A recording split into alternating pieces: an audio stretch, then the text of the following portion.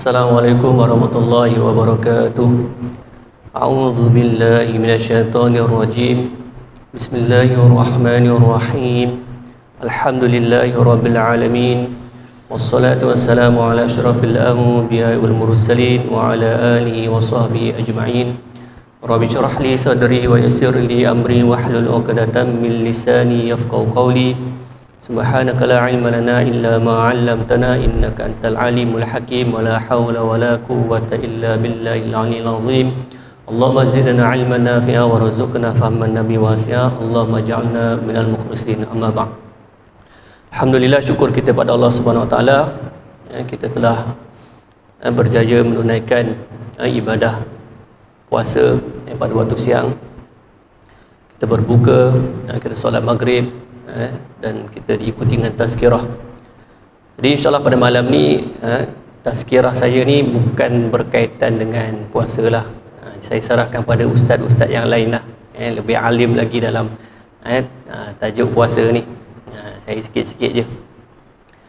Cuma pada malam ni saya nak bawakan cerita berkaitan dengan harta pusaka. Mungkin jemaah sedia maklum, di sini pun ada kuliah berkaitan dengan ilmu faraid. Namun begitu, sebagai tazkirah, peringatan untuk diri saya sendiri dan para jemaah sekalian, saya nak bawakan tiga perkara ataupun tiga kesilapan masyarakat terhadap harta pusaka. Sebab kita tak lama ni, sekejap je kan. Kita cuba. Yang pertama, kesilapan yang pertama, ahli waris dia membahagikan harta pusaka itu dengan mengikut bahagian masing-masing. Mengikut cara masing-masing. Paling mudah, sama rata. Membahagikan secara sama rata. Alasan dia, sebab kami dengar ada ustaz cakap, kalau dah bahagi sama rata, tak perlu faraid. Kalau dah bagi sama rata, tak perlu faraid. Jadi kesilapan dekat sini iaitu mereka telah membahagikan harta pusaka si mati tidak mengikut hukum faraid. Mereka terus bagi ikut suka. Sama ada sama rata ke, bahagian mana-mana pun, yang sulung dapat lebih, yang bungsu dapat sikit, yang banyak berkhidmat dapat banyak, yang kurang berkhidmat dapat sikit, yang miskin dapat banyak, yang kaya dapat sikit. Dia bagi macam tu. Tak apalah ustaz, sebab kita orang semua dah setuju. Kalau tak setuju baru faraid, baru bagi ikut faraid. Itu pemahaman yang salah sebenarnya. Sebab apa salah? Sebab mereka tak buat hukum pembahagian secara faraid dahulu. Sebenarnya kena buat pembahagian secara faraid, sebab hukum pembahagian secara faraid adalah wajib. Dalam surah An-Nisa ayat yang ke-7, nasiban mafruḍa, pembahagian yang diwajibkan. Dalam ayat yang ke-11, faridatan minallah.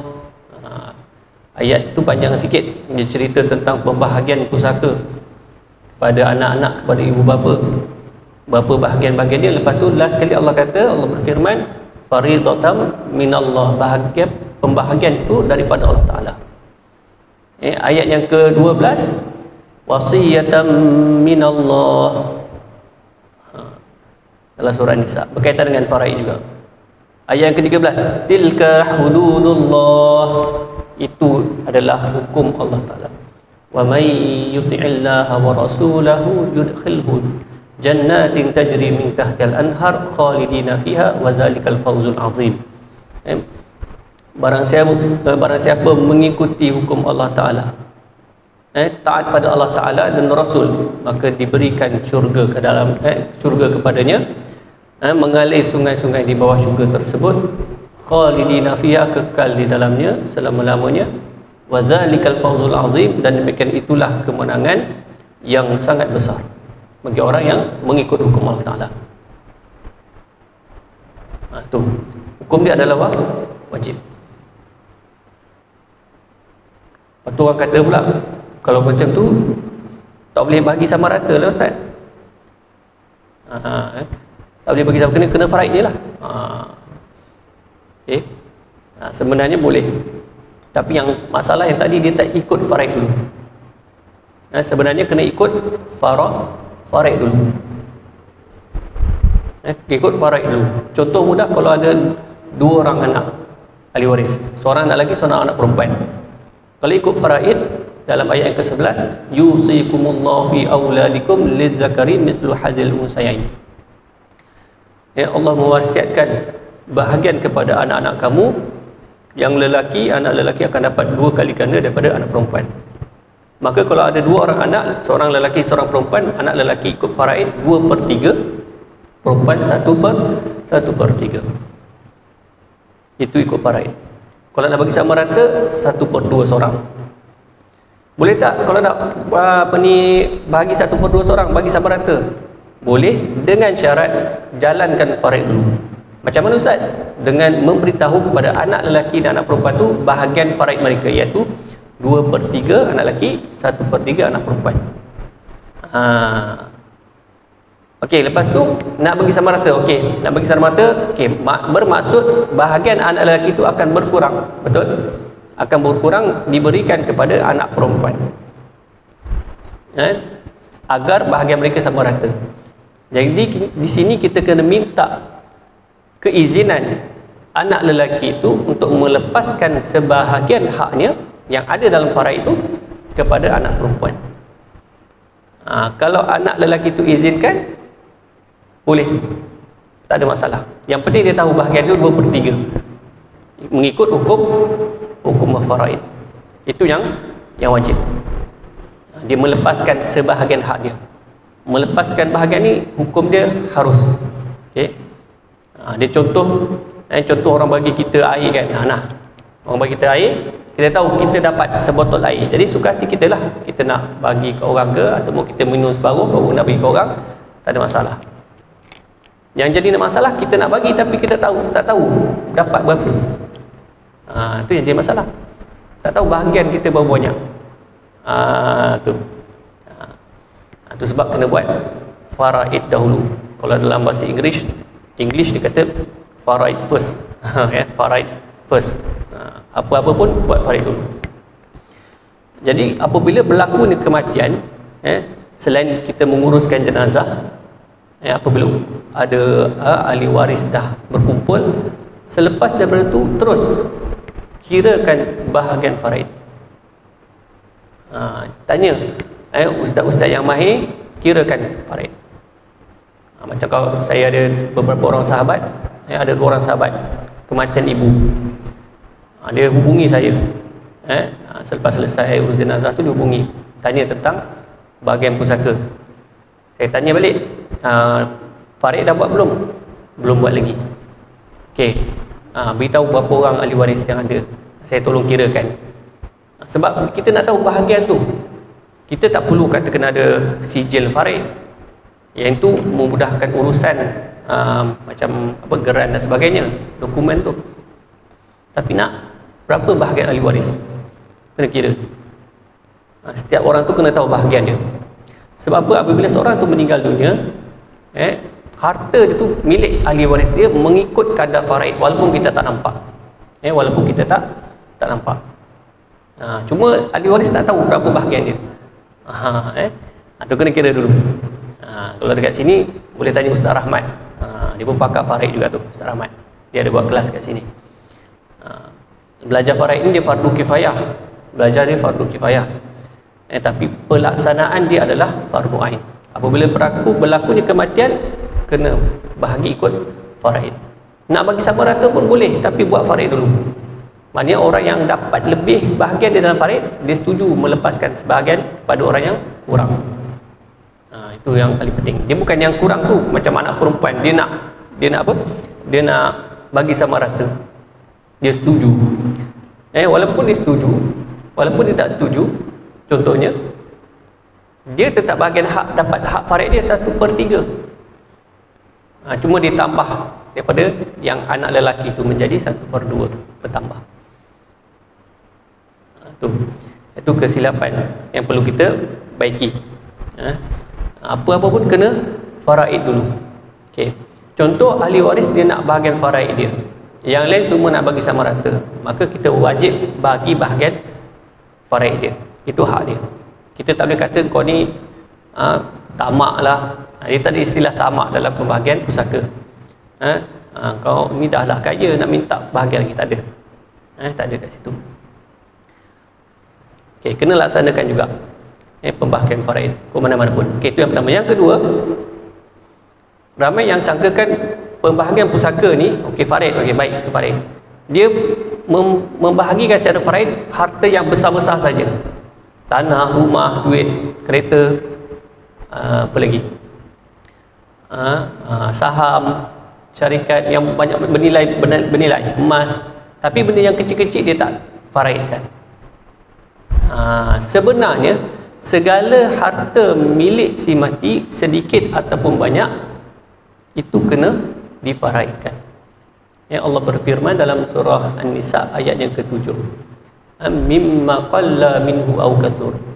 Sedikit, sama ada harta tu sedikit ataupun banyak, nasiban mafruḍa, bahagian yang telah ditentukan oleh Allah Subhanahu Wa Taala. Kena bahagikan juga. Mungkin kita terfikirkan macam mana nak bahagi benda yang kecil-kecil ni. Contohnya macam botol air ni kan. Ni kalau saya punya, saya meninggal, jadi milik ahli waris saya. Jadi pembahagian dia ikut kadar faraid. Cuma bagi ahli waris tersebut, mereka perlulah berbincang. Sebab botol air ni kalau dibahagi pun nilai tak sangat banyak, sikit je kan. Kalau harga dia RM1, berapa sen dia orang dapat kalau ikut faraid. Jadi ada ahli waris yang melepaskan hak dia bagi pada seorang ahli waris. Cuma yang paling penting yang pertama tadi lah, tahu bahagian faraid masing-masing. Dia tahu bahagian faraid dia, kemudian dia lepaskan hak dia. Jadi tak boleh kalau benda yang kecil-kecil ni, si mati tu kita ambil contohkan pelekat dia kan, yang baru beli, tak guna lagi, kita sedekah dekat surau masjid. Tak boleh, melainkan dengan izin ahli waris yang lain. Maknanya izin pun setelah mereka tahu bahagian faraid masing-masing. Cuma untuk yang memberi keizinan tu, dia ada syarat lah. Ahli waris tu mestilah akil balik. Mesti akil balik. Kalau masih kanak-kanak, kita kena bagi hak dia. Mana kena nilaikan berapa harga dia ni kan. Contoh harga RM1, bahagian kanak-kanak tu 1/10. Dia kena bagi 10 sen milik dia. 10 sen. 10 sen Ustaz, 10 sen lah. Kena bagi, itu hak dia. Tak boleh main-main. Tak boleh main-main. Lebih lagi kalau ahli waris tu anak yatim. Anak yatim. Dalam ayat yang ke-10 surah An-Nisa, Allah berfirman, innal ladzina ya'kuluna amwalal yatama zulman innama ya'kuluna fi butunihim nara wa sayaslawna sa'ira. Orang yang memakan harta anak yatim zulman, secara zalim, macam tadi kan dia ambil 10 sen je, innama, sesungguhnya dia telah memakan di dalam perut dia api neraka. Nauzubillah min zalik. Wa sayaslawna sa'ira, dan dimasukkan dia tu ke dalam api neraka yang menyala-nyala. Jadi benda kecil-kecil ni kena jaga-jaga. Kena jaga-jaga. Ustaz, benda ni dah lama dah berlaku, kami pun dah ambil tak tahu dah. Jadi kena kumpul balik ahli waris, bagi tahu. Saya dulu ambil pinggan mangkuk kan. Jadi ada bahagian masing-masing minta halal lah kan, minta halal. Semua ahli waris halal kan, alhamdulillah. Kalau ada yang tak halalkan, kena kiralah bahagian dia berapa, kalikan dengan harta pusaka tu berapa. Lepas tu berbincang lah, contoh dia bahagian itu harga RM100, kita minta lah kurang 50 ke. Yang penting dia redha melepaskan hak dia pada harta pusaka tersebut. Jadi banyaklah ustaz harta pusaka, banyaklah kan. Kalau kita tengok dalam rumah tu, apa yang ada, ada kapet, sofa, langsir, kabinet, rak, meja, kerusi. Itu di ruang tamu, di dapur lagi kan. Periuk, kuali, pinggan, mangkuk, tu siapa punya tu? Dia kena jelas. Dia kena jelas. Jadi apabila berlakunya kematian, kumpulkan semua milik harta si mati, kemudian buat pengiraan faraid, kemudian bincang dengan ahli waris macam mana nak dengan harta si mati tu. Ada ahli waris nak ambil, dia ambil satu, dia minta izin pada yang lain izinkan, dia boleh ambil. Biasa kesilapannya macam contohnya orang bagi hadiah pada ayah dia, dia bagi hadiah jam tangan. Bagi hadiah jam tangan sempena hari lahir ayah, kemudian ayah meninggal dunia, maka dia ambil jam tangan tu. Kenapa dia ambil jam tangan? Sebab aku bagi hadiah, bila ayah meninggal aku boleh ambil. Salah tu. Jam tangan tu jadi pusaka. Kalau dia nak ambil, dia kena minta izin ahli waris yang lain. Kalau ahli waris lain setuju, boleh ambil. Itu paling penting. Walaupun pada sangkaan dia mesti dia orang setuju, tak boleh. Dia kena berdepan. Persetujuan tu kena jelas. Bukan orang kata agak-agak. Dia tak boleh agak-agak. Jadi yang kedua, setiap perkara tu, setiap benda tu menjadi harta pusaka walaupun nilai dia kecil sekalipun.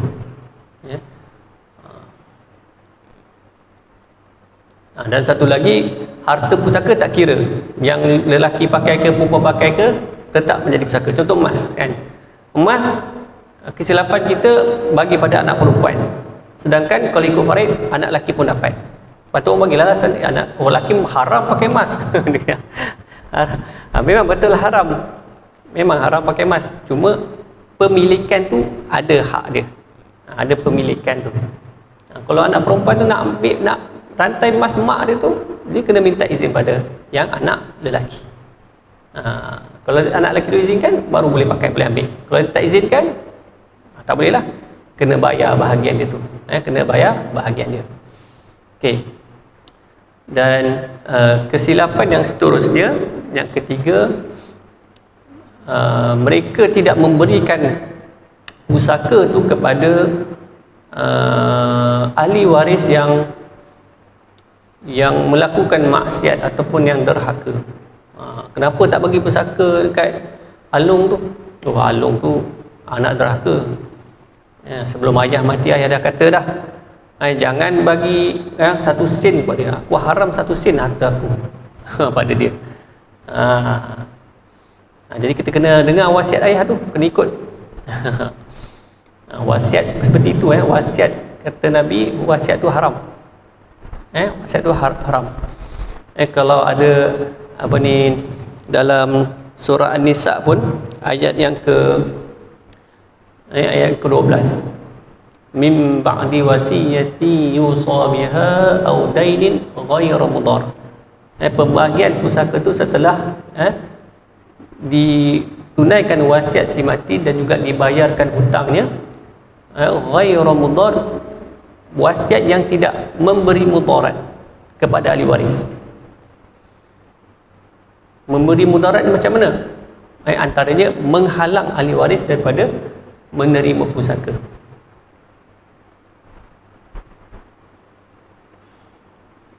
Kalau dalam hadis Nabi bersabda, mafhum dia, barang siapa berwasiat untuk menghalang ahli waris daripada menerima pusaka, ketika dia nak mati tu, amalannya selama 60 tahun tu akan dihapuskan. Nauzubillah. 60 tahun amalan sia-sia je. Sebab dekat nak mati tu kita halang kita berwasiat menghalang harta pusaka kita tu diberikan pada ahli waris kita, pada anak ke, pada isteri ke, ahli waris. 60 tahun. Nauzubillah. Itu sebab hukum dia haram. Kita berwasiat menghalang pusaka kepada ahli waris. Dia tak kira siapa. Dia ni sakit, koma, dia boleh terima pusaka. Ayah dia meninggal, dia boleh terima pusaka walaupun dia koma. Sebab dalam pembahagian pusaka disyaratkan dia bernyawa sahaja. Bernyawa, maksudnya tak kira dia ni sihat, sakit, tak kira dia kecil, besar, baby pun dapat, tua pun dapat, hatta yang dalam perut pun boleh dapat, dengan syarat-syarat tertentu lah. Dia anak yang soleh ataupun anak yang toleh, yang derhaka pun dapat. Dia ni jahat ustaz, penagih darah, dapat. Dapat. Tapi pemberian tu ada cara lah. Jangan kita bagi, kan? Jangan bagi terus, kan? Nanti lagi teruk nanti, kan? Tapi hak dia ada. Hak dia ada. Tidak kira lelaki atau perempuan, tidak kira kaya atau miskin. Ustaz, dia ni kaya ustaz, jutawan, kan? CEO 5 syarikat, kan? Ayah meninggal, dia anak lelaki,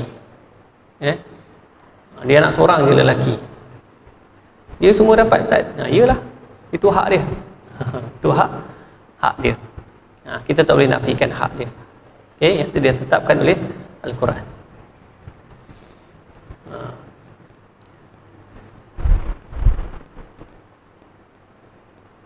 Yang tak dapat, yang tak dapat, yang lain semua dapat. Yang tak dapat pusaka hanyalah 3 orang ni je. Selain pada tu dapat. Yang pertama, dia membunuh waris. Contohnya ayah bunuh anak. Itu jarang berlaku. Anak bunuh ayah. Kalau ayah bunuh anak pun ada juga yang kes dia tembak, kan, polis tu, kan. Tapi lepas tu dia tembak diri dia pula, kan. Tu memang tak dapat pusaka lah, dah mati. Kalau anak tu bunuh ayah, yang mana kalau ayah tu meninggal, anak tu akan mendapat pusaka sebagai seorang anak. Tapi kalau dia bunuh ayah dia, dia tak dapat pusaka. Dia tak dapat pusaka. Kalau dalam mazhab kita Syafi'i lagi tegas ataupun lagi kuat dia punya pembunuhan tu, sebab dia pembunuhan yang mutlak, tak kira sengaja ataupun tak sengaja, kan? Tak sengaja, kita bawa kereta,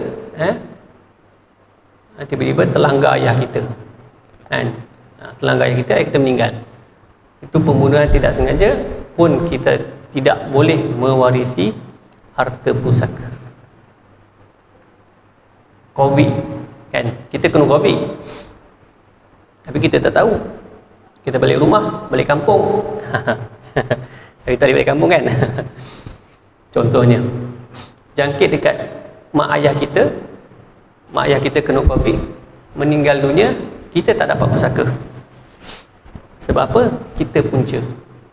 Tak sengaja ustaz, walaupun tak sengaja. Tu kena hati-hati. Kena hati-hati. Tapi apa-apa pun kita pergi rujuk mahkamah lah, untuk menentukan boleh dapat pusaka ataupun tidak. Ini saya cerita tentang hukum dalam mazhab Syafi'i. Mazhab Syafi'i. Sama juga kita bawa kereta, kan, bawa laju, ayah duduk sebelah, aksiden, ayah meninggal, kita tak dapat pusaka.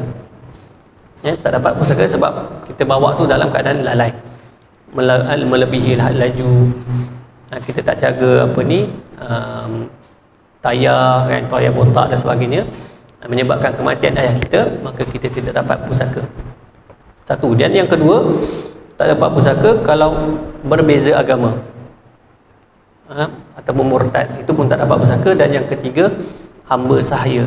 Hamba sahaya pun tak dapat pusaka. Yang lain semua dapat. Yang lain semua dapat. Yang paling penting dia bernyawa. Walaupun sekejap. Contohnya aksiden, satu kemalangan, suami meninggal, kemudian isteri meninggal. Mana ada turutan kematian. Apabila suami meninggal, isteri dapat bahagian suami tu. Kalau ada anak 1/8. Dan bahagian 1/8 tu kan isteri meninggal, dibahagi pula kepada ahli waris dia. Dia bagi kematian berlapis, ataupun munasakhat. Baik. Jadi kesimpulannya pada malam ni tazkirah. Ni yang mungkin terkejut ni, kenapa cerita pasal harta pusaka ni kan. Ni aku bulan puasa ni kan. Pada awal tadi saya dah cerita dah tentang fadilat puasa tu kita serahkan kepada ustaz-ustaz yang lain lah. Saya ni nak ceritakan tentang harta pusaka sebab bagi saya benda ni penting. Benda penting. Jadi kesimpulan dia yang pertama tadi, pembahagian faraid itu adalah wajib. Sebelum nak bagi sama rata, bagi ikut faraid dulu. Yang penting ahli waris setuju nak bagi sama rata tu, setuju melepaskan hak dia. Yang pertama. Dan yang kedua, semua harta dijadikan pusaka, sedikit ataupun banyak. Duit dalam bank, baju yang kita pakai ni, kita meninggal akan jadi pusaka. Akan jadi pusaka. Dan yang ketiga, tak kira siapa, semua ahli waris yang masih hidup berhak mendapat pusaka. Tak kira tua ke, muda ke, sihat ke, sakit ke, anak derhaka ke, anak yang baik ke, orang kaya ke, orang miskin ke, semua pembahagian itu telah Allah tetapkan di dalam Al-Quran. Tuan-tuan perempuan boleh rujuk dalam surah An-Nisa ayat 11, 12, 13, 14 dan 176. Baik. Jadi setakat tu pada malam ni, apa yang baik itu datang daripada Allah Subhanahu Wa Taala, apa yang kekurangan itu daripada kelemahan diri saya sendiri, saya mohon ampun dan maaf. Kita akhiri baca tasbih kafarah dan surah Al-Asr. Subhanakallahumma wa bihamdika asyhadu an la ilaha illa anta astaghfiruka wa atubu ilaik. Bismillahirrahmanirrahim. Al-Asr. Innal insana lafi khusr illa allazina Bismillahirrahmanirrahim. Rabbana atina fid dunya hasanah wa fil akhirati hasanah wa qina adzaban nar wa adkhilnal jannatal firdaus bighairi hisab wal abrar. Ya Aziz, Ya Ghaffar, Ya Rabbal Alamin. Ya Allah, Tuhan kami, kurniakanlah kepada kami kebaikan, kejayaan, kebahagiaan di dunia dan di akhirat, dan masukkanlah kami ke dalam syurga Firdaus-Mu tanpa hisab bersama kedua ibu bapa kami, pasangan kami, ahli keluarga kami, guru-guru kami, murid-murid kami, sanak saudara kami, jiran-jiran kami, sahabat handai kami dan seluruh umat Islam. Wassallallahu ala sayyidina Muhammadin wa ala alihi wa sahbihi wasallam. Walhamdulillahi rabbil alamin.